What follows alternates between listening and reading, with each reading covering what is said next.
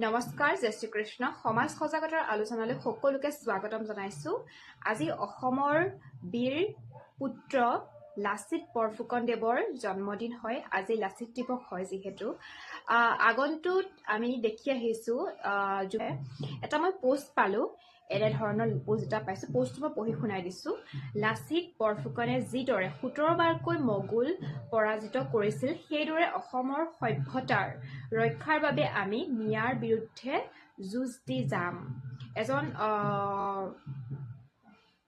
ৰাজনৈতিক নেতাই কোৱা বুলি নিউজ এটাত প্ৰচাৰ কৰিছে। যিহেতু চাওক, আমি যদি এনেদৰে ক'লোহতি বেছি ভাল লাগিলেহতি যে লাচিত বৰফুকনদেৱে যিদৰে 17 বাৰকৈ মোগলক পৰাজয় কৰিছে, সেনেদৰে এই অসমত বা ভাৰতবৰ্ষত দেশদ্ৰোহী হৈ থকা, দেশত থাকি নিজৰ দেশৰে নিমখ খাই নিজৰ মানুহখিনিকে মাৰিব চেষ্টা কৰে আৰু অত্যাচাৰ কৰে, ঘৰ দুৱাৰ ভাগি, আৰু নিজৰ মাতৃ জীয়ৰীকে বলৎকাৰ কৰে।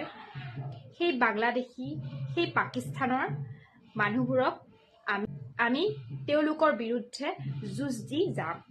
সেনেদৰে যদি ক'লেহতি বেছি ভাল লাগিলেহতি। কিন্তু এইটো গ্ৰহণযোগ্য নহয় যে আমি মিয়াৰ বাবে যুঁজ দি যাম।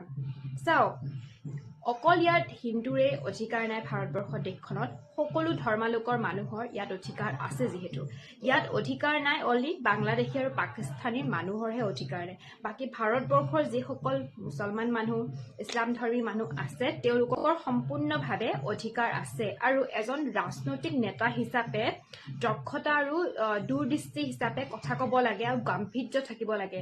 যদি এইটো ক'লেহতি সেইদৰে অসমীয়াৰ সভ্যতা ৰাখি বাংলাদেশীৰ, অসমত যিসকল বাংলাদেশী আছে, আমি তেওঁলোকৰ বিৰুদ্ধে যুঁজ দি যাম বুলি ক'লেহতি বেছি ভাল, আৰু আহাৰ প্ৰজন্ময়ো ভাল শিকিলেহতি। ৰাধে ৰাধে, জয় শ্ৰীকৃষ্ণ।